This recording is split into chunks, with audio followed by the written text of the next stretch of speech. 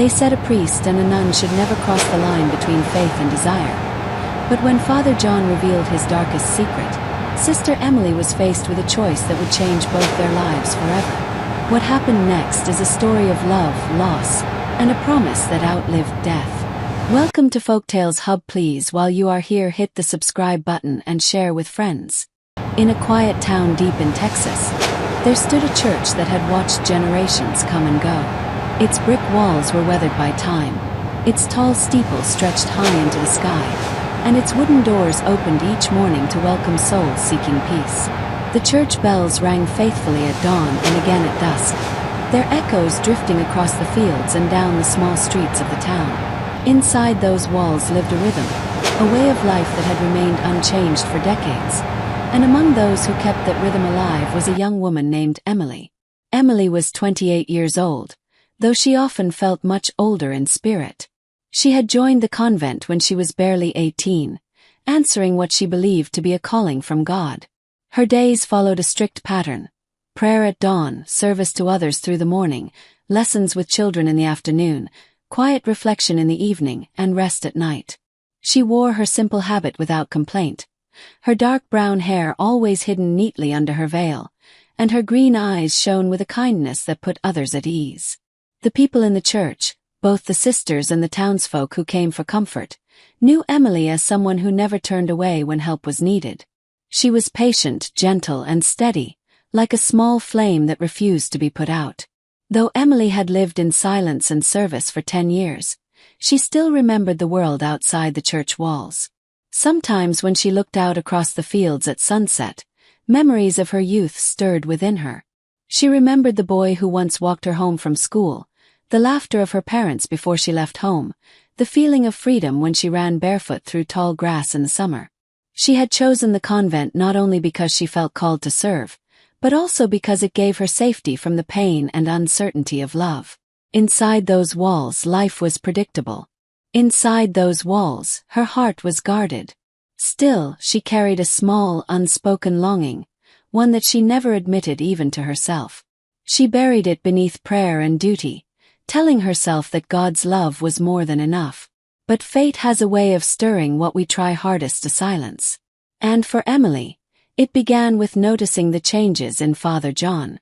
Father John had served in that same Texas town for over 30 years. At 62, he was known as a man of wisdom and kindness. He had silver hair that caught the light during his sermons and deep blue eyes that seemed to see into people's souls. He had been there for baptisms, weddings, funerals, and countless confessions. He knew the families of the town, knew their struggles and their joys. People trusted him not just because of his title but because of the way he listened. His words were never harsh. His advice was never arrogant. He carried himself with the quiet strength of someone who had given his life entirely to serving others. But John was tired. More tired than anyone knew. 3 months earlier, he had sat in a small doctor's office and heard words that would change everything. The diagnosis was sharp and final. Advanced cancer already spreading with only months left to live. First, he told no one. He continued his work as if nothing had changed. He prayed, he preached, he visited the sick. He comforted the broken-hearted. Outwardly, life went on. But inside, he was wrestling with the weight of mortality, the pain of what he had done with his life, and the haunting thought of what he had given up. Emily was the first to notice that something was wrong.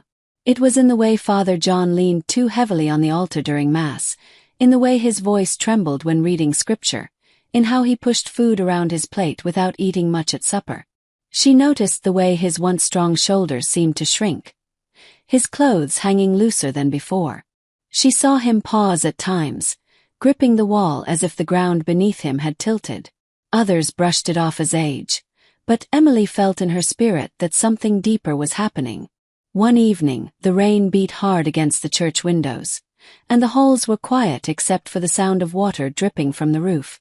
Emily found herself walking past Father John's study. A faint light glowed under the door.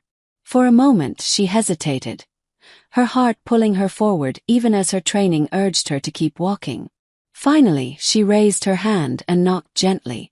"Come in," John's tired voice called. She stepped inside and found him at his desk, papers and books spread before him, though his pen rested unused in his hand.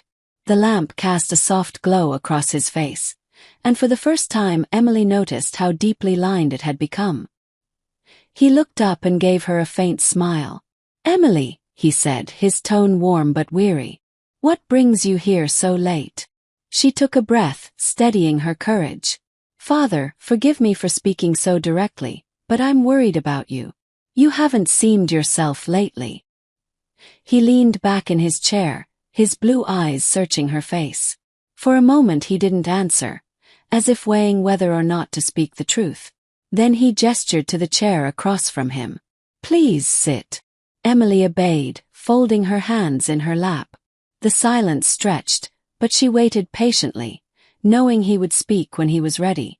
Finally, he said softly, "What I'm about to tell you must remain between us. At least for now." She nodded, her heart tightening. "You have my word." He lowered his gaze. "I'm dying, Emily. Cancer.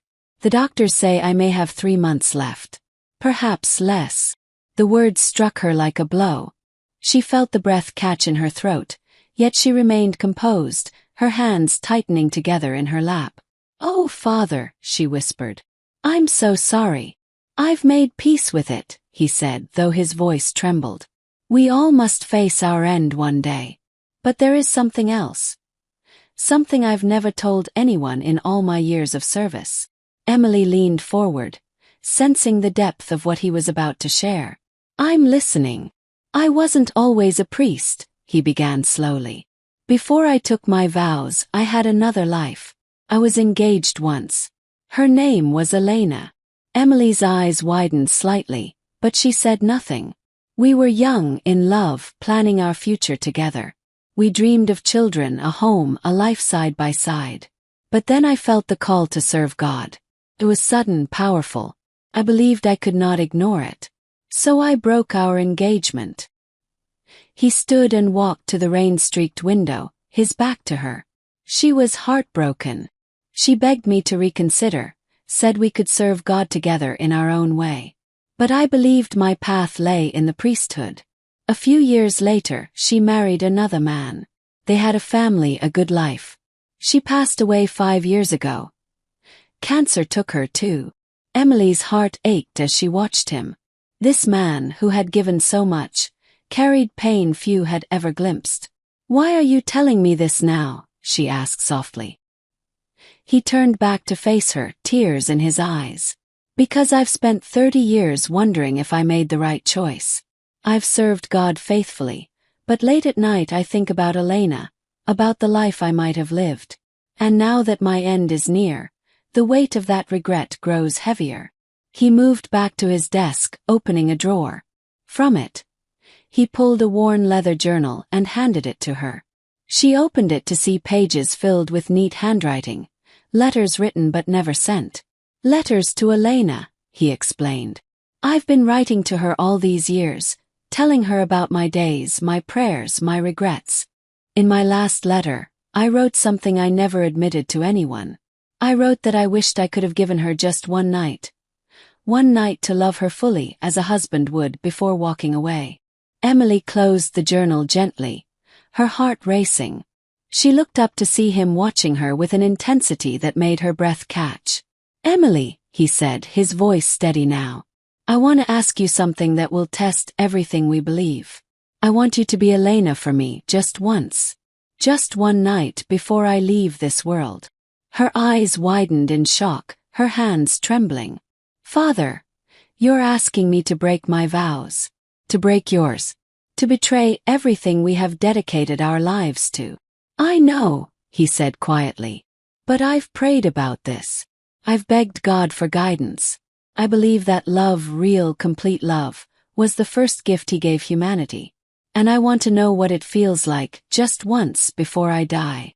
Emily stood abruptly, moving to the window where the rain poured harder. Her thoughts spun, her heart pounding. She remembered her own buried dreams of love, of family, of a life she never allowed herself to live. She remembered the safety she had chosen in the convent walls. And now, here was this man she respected deeply, asking her to step into a truth she had long buried. She turned to him, her eyes filled with conflict. "I need time to pray," she whispered. He nodded, understanding. "Of course. But Emily, I don't have much time. The pain grows worse each day. Soon I'll be too weak for anything at all." She left his study, her heart heavy with the weight of his request. That night, she knelt beside her bed, but no prayer came. Only memories. The boy who once walked her home, the flutter she felt when their hands brushed, the dreams of marriage and children she had pushed aside. She realized with painful clarity that part of her had joined the convent not only out of faith, but out of fear. Fear of being vulnerable, fear of heartbreak, fear of love itself. And now, with rain tapping softly against her window, Emily asked herself a question she had never dared before. Had she chosen safety over truly living? The next morning, the Texas sun rose over the fields, painting the sky in shades of orange and gold. The rain had passed, leaving the world fresh and glistening. Birds sang in the trees, and the air smelled of wet earth. The church bells rang as they always did, calling the sisters to morning prayer. Emily joined them, kneeling in the pew, but her mind was not on the words of the Psalms. Her lips moved in rhythm with the prayers, but her heart was far away, tangled in the memory of Father John's confession. She had barely slept the night before. Every time she closed her eyes, she saw his face, weary yet earnest. His blue eyes filled with longing and sorrow. She heard his words again, the words that carried both desperation and courage. "Be Elena for me, just once." No prayer could erase the sound of that request. It clung to her like a shadow. Emily tried to push it away. She told herself it was wrong, that it was a temptation sent to test her vows. She told herself Father John must be confused, weakened by illness and pain. But deep inside, another voice whispered, one she had long tried to silence. That voice asked her what she truly wanted, what she had always feared to admit. And the truth unsettled her. Part of her longed to say yes. After prayer, the sisters moved quietly about their morning tasks. Some went to the kitchen to prepare food for the poor. Others tended the garden or began lessons with children from the town. Emily was assigned to visit the sick in the nearby clinic. She walked through the dusty streets with her small basket of fruit and bread, smiling gently at those she passed. On the outside, she looked as serene as ever, but inside her heart beat too fast. At the clinic, she sat with an old woman who could no longer walk. Emily held her hand, wiped her brow, and whispered words of comfort. She fed a child who was too weak to lift a spoon. She prayed over a man coughing blood into a cloth. Each act of service reminded her of the fragility of life, of how quickly it slipped away. She thought of Father John facing his own end, and of his desire for one final taste of love before leaving this world. Could she truly deny him that? Was it selfish to cling to vows made long ago when death was so close at hand? By afternoon, Emily returned to the convent, exhausted yet restless. She found herself standing in front of John's study door once again, her hand raised to knock. But she stopped. She couldn't face him, not yet. Instead, she walked to the garden behind the church. It was a peaceful place, filled with roses, lavender, and tall oak trees that swayed in the wind. She sat on a wooden bench and let the sun warm her face. There, in the stillness, her thoughts drifted to her younger self. She saw the girl who once dreamed of wearing a white dress, walking down an aisle not to take vows of silence but to marry the boy she loved. She remembered his name, David. They had been close in high school, inseparable, sharing secrets under the stars. But when she told him she wanted to enter the convent, he had begged her not to go. He had promised her a good life, a home and children. Still, she had chosen the safety of devotion. She had walked away from him, just as Father John had walked away from Elena. The realization struck her with force. She and John were not so different. They both had turned from love in the name of service. They both had carried unspoken regrets. And now, as his life neared its end, he wanted what she had secretly longed for all along, a chance to know love, even if only for a moment. Tears stung her eyes as she whispered into the wind, "God, what do you want from me?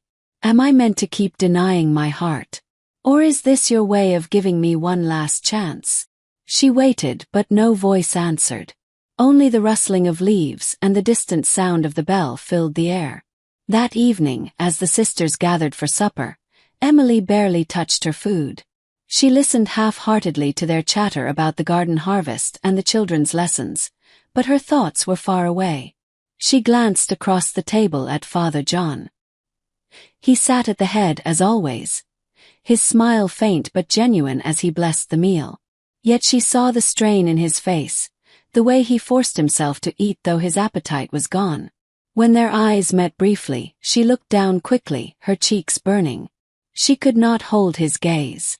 After supper, she lingered in the chapel while the others returned to their rooms. The candles flickered, casting long shadows across the floor. Emily knelt before the cross, her hands clasped tightly. "Lord," she whispered, her voice trembling, "you know my heart better than I do. You know the vows I made, the life I chose. But you also know the longing I've buried all these years. Father John has served you with all he has. He has carried burdens none of us could see. And now he asks me for this. Not out of lust, but out of love, out of regret. If I say yes, am I betraying you? Or am I honoring the love you created us to feel?" Her tears fell onto the stone floor, her body shaking with the weight of the choice before her. She wanted clarity, but all she felt was silence. The door creaked open, and she quickly wiped her tears. Father John stepped inside, leaning slightly on his cane. His eyes softened when he saw her. "Emily," he said gently, "it's late." "I couldn't sleep," she admitted. He moved closer, sitting beside her on the pew. For a moment neither spoke. The silence stretched between them, heavy but not uncomfortable. Finally he whispered, "I shouldn't have asked what I did. It was selfish. You've given your life to God. I have no right to ask you to break that." She turned to him, her voice unsteady. "Don't say that. You've given your life to more than any of us. You've carried so much, Father. More than we knew." He smiled faintly, though sorrow lingered in his eyes. "I'm just a man, Emily. A man who made choices and wonders if they were the right ones. A man who's nearing the end and wishes he had known love in its fullness." Her chest ached at his words. She reached for his hand, almost without thinking. His fingers were thin, trembling slightly, but they closed around hers with surprising strength. "Emily," he said softly, "whatever you decide, know this. You've already given me more than I could ask for. Just by listening. Just by caring. You've reminded me I wasn't alone." Her heart pounded, her breath catching. The warmth of his hand in hers felt both forbidden and deeply right. She wanted to speak, to tell him she understood, to tell him she was considering his request. But the words caught in her throat. Instead she whispered, "I don't know what to do." He squeezed her hand gently. "Then pray. And if God places it on your heart to say no, I will accept that. But if he places it on your heart to say yes, then perhaps it is his mercy, not our sin." She searched his eyes, looking for certainty, for guidance. But what she saw instead was vulnerability. The strong, steady priest she had always known was gone. Before her sat a man, frail, human, longing. And something inside her broke open. That night, when she returned to her room, Emily lay awake staring at the ceiling. She thought about her life, about the years of service, about the small joys she had known and the larger joys she had denied. She thought about John, about Elena, about David, about all the choices that had led them here. And she realized that perhaps the greatest sin was not breaking vows, but refusing to live fully while life was still hers to hold. By dawn, her decision was not yet spoken, but it was forming in her heart like a seed pushing through the soil. The next day, as the sun poured into the chapel and the bells rang, Emily walked with steady steps toward Father John's study. Her heart raced, her palms were damp, but her spirit felt strangely calm. She knew that whatever words she spoke would change everything, not just for John but for herself as well. She raised her hand and knocked. When Emily knocked on Father John's study door, her hand trembled though her resolve was firm. The door creaked open, and there he was, sitting at his desk with sunlight spilling across his papers. He looked up, surprised but calm, as if he had been expecting her. "Emily," he said softly, his voice worn yet warm. "Come in." She stepped inside and closed the door behind her. Her heart pounded so loudly she thought he must hear it. For a long moment she just stood there, searching for words, afraid of what they would mean once spoken. He waited, patient, his blue eyes steady on hers. Finally she whispered, "I've prayed. I've searched my heart. And I think I know my answer." John leaned forward slightly, his hands folded on the desk. "And what has God placed on your heart?" Her voice broke as she spoke, though she held his gaze. "I will do it. I will be Elena for you. Just once." His breath caught, his eyes glistening. He closed them for a moment as if offering silent thanks, then opened them again, looking at her with a tenderness that made her chest ache. "Emily, are you certain? This will change everything for you." She nodded, though tears stung her eyes. "I am certain. I don't want you to leave this world without knowing the fullness of love. And maybe I don't want to leave this life without knowing it either." For a moment they simply looked at each other, two souls stripped bare of all titles, vows and walls. Then he stood slowly, his body frail but his presence strong, and walked toward her. When he reached her, he lifted his trembling hand and brushed a strand of hair from her face. She shivered at the simple touch, something so small yet so forbidden, and yet it felt more sacred than any prayer she had ever spoken. "Emily," he whispered, his voice unsteady. "Thank you." That night the church was quiet. The sisters slept in their rooms, the town rested under the stars, and only the soft hum of crickets filled the air. Emily and John met not in the study, not in the chapel, but in the small guest house beside the convent, an unused room meant for visiting priests. Its walls were plain, its bed simple, but to them it felt like another world. Emily walked in first, her heart racing. She had changed out of her habit, wearing instead a plain cotton dress, one of the few she kept hidden at the back of her wardrobe. She had not worn it in years, and it felt strange to see herself in something so ordinary. She sat on the edge of the bed, hands clasped tightly in her lap, waiting. John entered a moment later. He had set aside his collar, wearing instead a simple shirt and trousers. He looked both younger and older at once, freed of the weight of his office, yet burdened by the frailty of his body.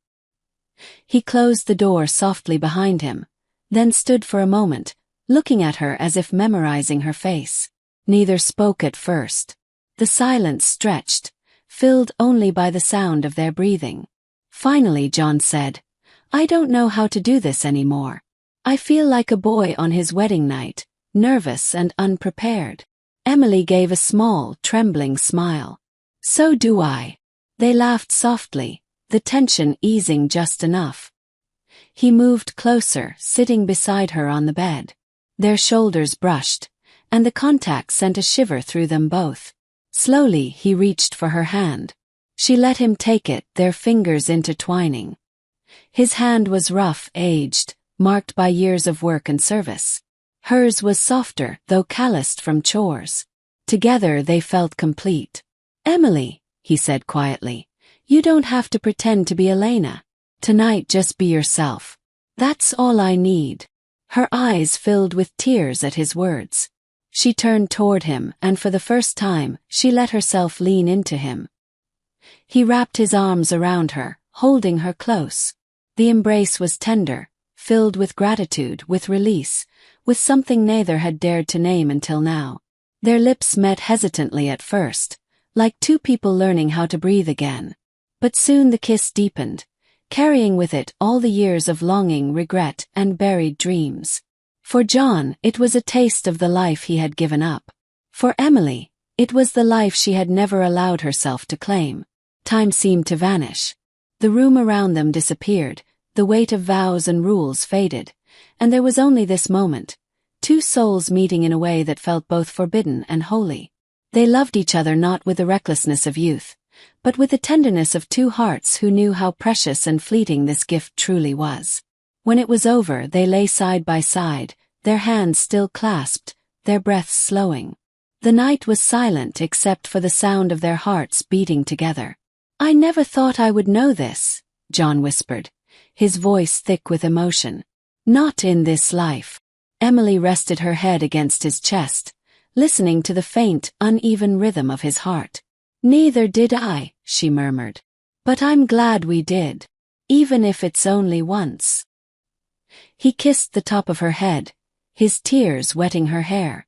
"You've given me peace, Emily. More than you know." They lay in silence for a long while, wrapped in the stillness of the night.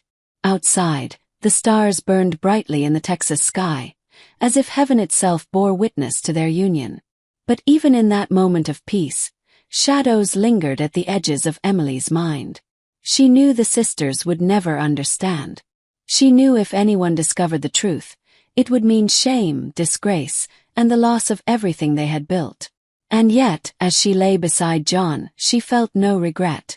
For the first time in her life, she felt whole. The following morning, dawn crept slowly through the curtains. Emily woke first, watching the soft light fall across John's face. He slept peacefully, his features calm in a way she had not seen before. She studied him, memorizing the lines of his face, the silver in his hair, the rise and fall of his chest. She knew this peace would not last long. His illness would soon return, and his body would grow weaker by the day. But for now, she let herself savor the sight. When he stirred awake, he smiled faintly at her. "Good morning," he whispered. "Good morning," she replied, her voice soft. He reached for her hand, squeezing it gently. "Thank you, Emily, for last night. For everything." She smiled through the tears threatening to fall. "You don't need to thank me. I wanted it too." For a while they lay in silence, simply holding each other. But soon reality crept back in. They could not stay there forever. The world outside waited, with its duties, its expectations, and its judgments. John sighed, sitting up slowly with some effort. "We should return before anyone notices." Emily nodded, though her heart ached at the thought. She dressed quietly, smoothing her hair and wiping her eyes. He did the same, moving carefully. His body weakened by the night but his spirit lighter. As they left the guest house, the morning air was crisp, carrying the scent of dew and wildflowers. They walked side by side, not touching, their steps silent. To anyone who might see them, they were simply a priest and a sister beginning another day. But inside everything had changed. That day, as Emily went about her tasks, she carried a secret smile. She taught the children, she tended the garden, she prayed with the sisters, but beneath it all, her heart hummed with a quiet joy. She had crossed a line she once thought impossible, yet instead of guilt, she felt alive. John too seemed changed. Though his illness weighed on him, his eyes held a light she had not seen before. His sermons that week were filled with warmth, with hope, with a tenderness that moved even the most hardened hearts. The townspeople noticed, whispering about how Father John seemed more radiant than ever, though none could guess the reason why. But as days passed, Emily began to see the cost of what they had shared. John's health declined rapidly. The pain grew sharper, his steps slower, his body weaker. The illness that had been patient now pressed forward with urgency. She realized that their night together had not saved him, but it had given him the strength to face what lay ahead. One evening, as she sat with him in his study, watching him struggle to sip his tea, he looked at her with tears in his eyes. "Emily," he said softly, "I don't regret it. Not for a moment. But I worry for you. When I'm gone, you'll be left with the weight of this secret. Can you carry it?" She reached for his hand, holding it firmly. "I can. Because I don't see it as a sin. I see it as love. And love is never wrong. He smiled weakly, squeezing her hand. You are wiser than I ever was. That night, as she lay in her room, Emily realized the truth. Their moment together was not just about granting John peace before his death. It was also about awakening her own heart. She had spent 10 years hiding from love, choosing safety over risk. But now she understood that love, messy, imperfect, forbidden even, was worth everything. And though John's time was running out, she knew that in those fleeting moments, they had both truly lived. The days that followed were bittersweet. For a short while, Emily felt as though her heart had discovered a new rhythm, one she had never known before. Her steps were lighter, her smile came easier, and even her prayers felt different, less like duty and more like a whisper of gratitude. She would walk through the convent garden and feel the wind brush her cheek, and in that simple moment she would think of John. His presence lived in her thoughts, not as a priest, not as a figure of authority, but as a man she had come to love. Yet alongside this newfound joy, there was a shadow. Each morning when she saw him, she noticed the changes in his body. His shoulders seemed more stooped, his hands trembled more often, his breaths came slower. The illness was claiming him little by little, and Emily knew time was not on their side. The townsfolk began to notice, too. They whispered in concern about how thin Father John had become, how his voice no longer carried with the same strength during Massachusetts. Some offered to bring him broth and blankets, others prayed aloud for his healing. But only Emily knew the truth. There was no healing to be had, only the slow approach of farewell. One afternoon, Emily found him in the chapel, kneeling before the altar. His head was bowed, his hands clasped tightly, his body shaking with the effort of prayer. She moved quietly toward him, afraid to disturb, but he sensed her presence. Slowly he lifted his head, his face wet with tears. "Emily," he whispered, his voice hoarse. She knelt beside him, gently placing her hand over his. "What is it?" He took a long, shuddering breath. "I've been asking God to forgive me. For everything. For leaving Elena, for the life I never gave her. For what you and I shared." Emily's throat tightened, but she steadied her voice. "Do you truly believe he sees it as sin?" John's eyes filled again, his expression torn between faith and fear. "I don't know. Part of me believes it was wrong. Another part believes it was the purest act of love I have ever known. I feel caught between the two." Emily squeezed his hand, her own tears rising. "I believe God gave us love as his first gift. What we shared wasn't betrayal, it was truth. You wanted to leave this world knowing love, and I wanted to stop hiding from it. How can truth be sin?" He gazed at her, his eyes weary yet softened by her words. "You've given me peace, Emily, more than I dared to hope for. But I still fear what lies ahead. Not the pain, not the dying, but the leaving.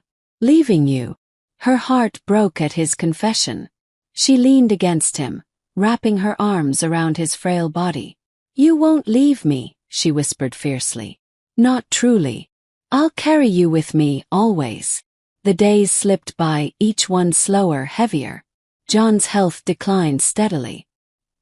He began missing meals, too weak to join the sisters at the table.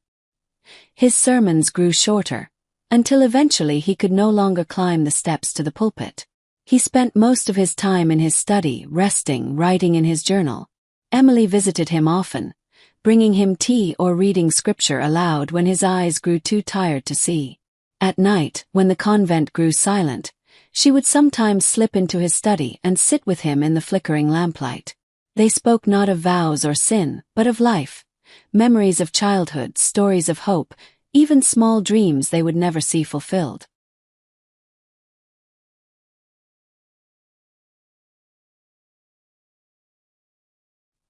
He told her about the first time he felt God's call, about the day he almost walked away from the seminary, about how he still sometimes dreamed of holding a child of his own. She told him about the summers she spent chasing fireflies, about the books she loved to read under a tree, About the night she almost said yes to David before leaving for the convent.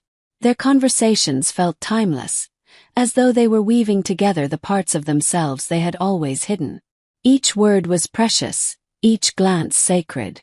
Yet underneath it all, Emily carried a growing fear. Soon these conversations would end. Soon she would sit alone in his study, staring at an empty chair. One evening, when the sun was setting in streaks of red and gold, Emily sat by John's bed. He was too weak to rise, his breath shallow, his skin pale. She held a cool cloth to his forehead, her heart aching with every labored breath he took. He turned his head slightly, his eyes finding hers. "Emily," he murmured, his voice barely audible. "Yes, John," she whispered, leaning close. "Promise me something. Anything. When I'm gone. Don't let this make you close your heart again. Don't hide behind walls or vows because you're afraid. You have so much love to give. Don't waste it." Her tears spilled freely now, falling onto his hand as she clutched it to her chest. "I promise," she choked out. "I promise I'll live with an open heart. For both of us." He smiled faintly, his lips trembling. "Good. Then I can go in peace." Emily pressed her forehead against his hand, her sobs shaking her. She wanted to beg him not to leave, to stay a little longer, but she knew it was not her choice to make. All she could do was honor his wish. The sisters began to sense how close the end was. They visited his room one by one, offering prayers, holding his hand, thanking him for years of guidance. None of them knew the secret Emily carried, the truth of what bound her heart to his. To them, she was simply the most devoted of the sisters, always by his side, tending to him with unwavering care. Only she knew that each touch, each word, carried a weight far deeper than duty. Late one night, Emily sat alone in his room while he slept. The lamp cast a soft glow, shadows dancing across the walls. She watched him breathe, each rise and fall of his chest fragile and uncertain. Her thoughts wandered to the night they had shared, to the warmth of his embrace, to the way he had kissed her with such reverence. A bittersweet smile touched her lips as she realized that night would be etched in her forever, untouchable, unerasable. Suddenly his breath caught and he stirred. His eyes fluttered open, unfocused at first, then finding hers. She leaned closer, taking his hand quickly. "Emily," he whispered, his voice faint but clear. "I'm here," she said, her tears already rising. "I see her," he murmured. "I see Elena. She's waiting for me." Emily's heart clenched, but she smiled through her tears. "Then go to her, John. Go with peace." His lips curved into the faintest smile, his eyes softening. "Thank you for everything." His hand grew still in hers. His chest rose once more, then slowly fell. And with that final breath, Father John slipped into silence. Emily sat frozen, her hand clutching his as though holding on could keep him tethered. The tears poured freely now, her body trembling with grief. She pressed his hand to her lips, whispering broken prayers, words of love, words of farewell. When the sisters found her hours later, she was still there, holding his hand, her face streaked with tears. They gently drew her away, their voices soft with sorrow. The town mourned the loss of their priest, their shepherd, their friend. His funeral was filled with people whose lives he had touched, their tears a testament to his years of service. But only Emily knew the fullness of who he had been. Only she knew the man behind the collar, the man who had loved and regretted, the man who had longed for one final taste of what he had denied himself. Only she carried the secret of the night they had shared.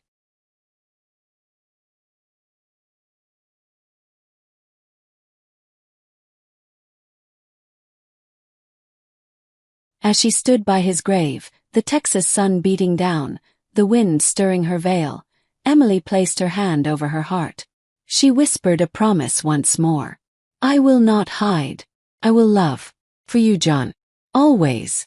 And though her tears fell freely, her heart carried a quiet strength. For in his final days, Father John had given her a gift she never expected, the courage to live fully, to love boldly, to embrace the life she had long denied.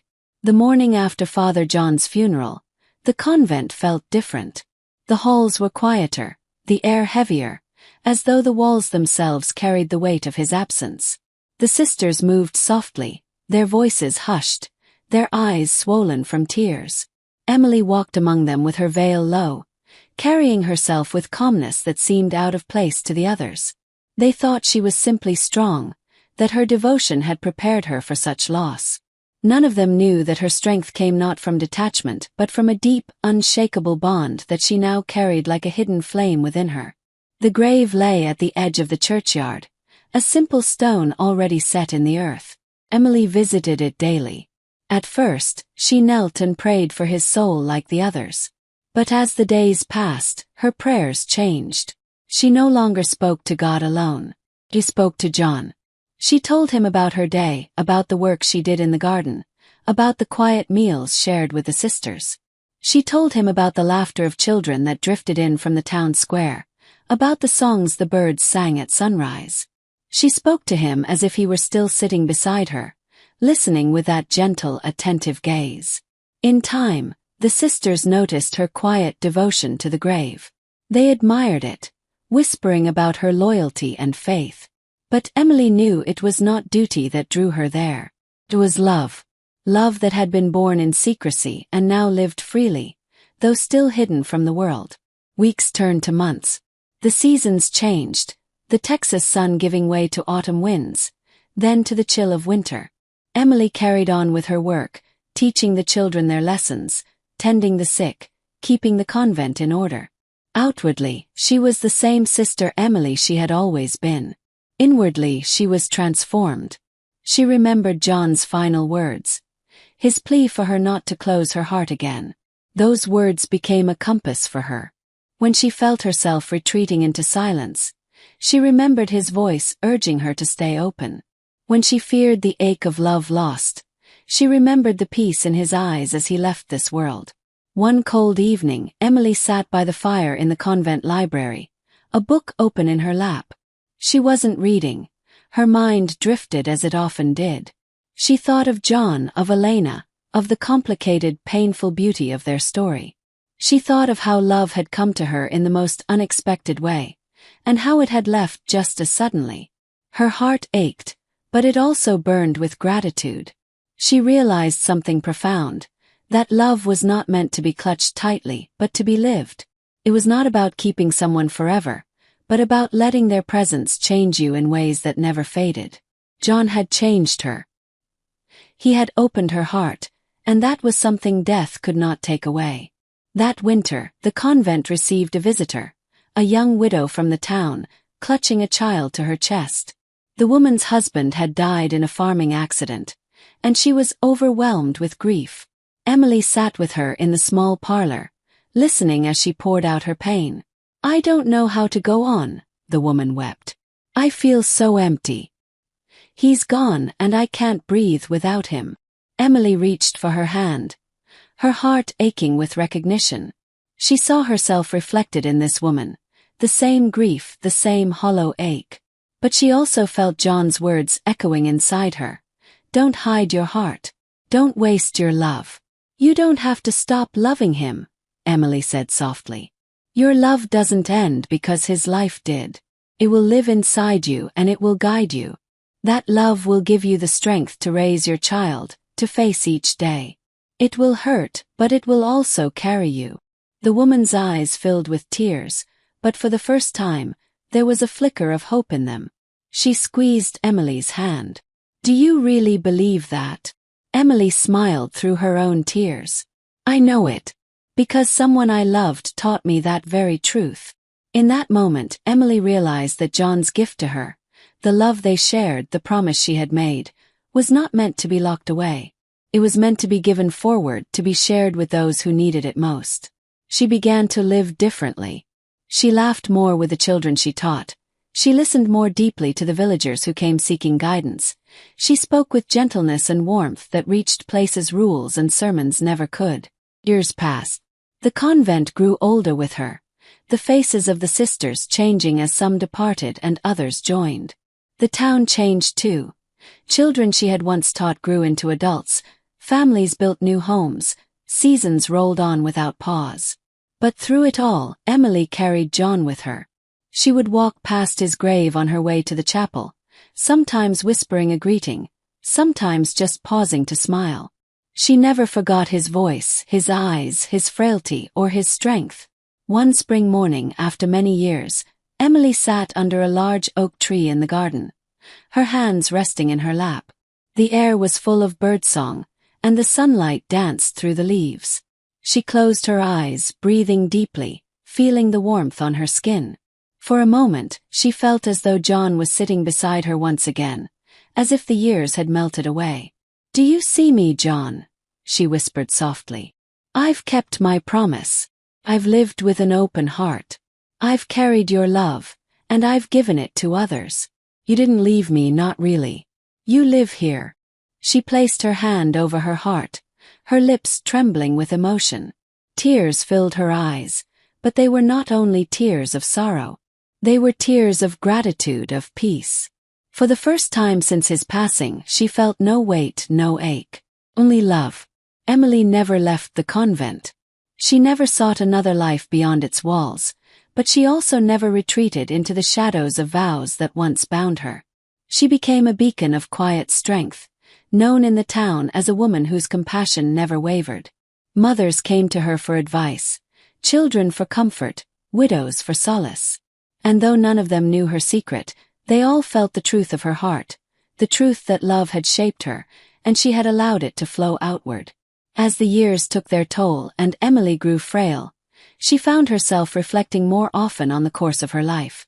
She thought of her choice to join the convent, of the night she and John had shared, of the promise she had made at his deathbed. She thought of Elena, the woman who had once been part of John's heart, and she prayed that somewhere, in ways beyond her knowing, they had found peace together. On her final evening, Emily lay in her small convent room, the candlelight flickering softly. The sisters gathered around her bed, their prayers gentle, their love surrounding her. Emily closed her eyes, her breath shallow but steady. In her heart, she whispered the words she had spoken countless times before. "I'm ready, John. I've loved. I've lived. I'll see you soon." And with that final thought, Emily drifted into silence, her face peaceful, her lips curved in a faint smile. The town mourned her deeply, just as they had mourned Father John years before. They remembered her as a woman of great kindness, a sister whose heart had touched countless lives. They buried her near John, not out of design but because there was space, and it seemed fitting to those who arranged it. The two graves stood side by side under the wide Texas sky, marked by simple stones. And though the world would never know the story that bound them together, the earth between them carried their secret, and the wind that swept across the churchyard seemed to whisper it still. Love, once forbidden, once hidden, had become eternal,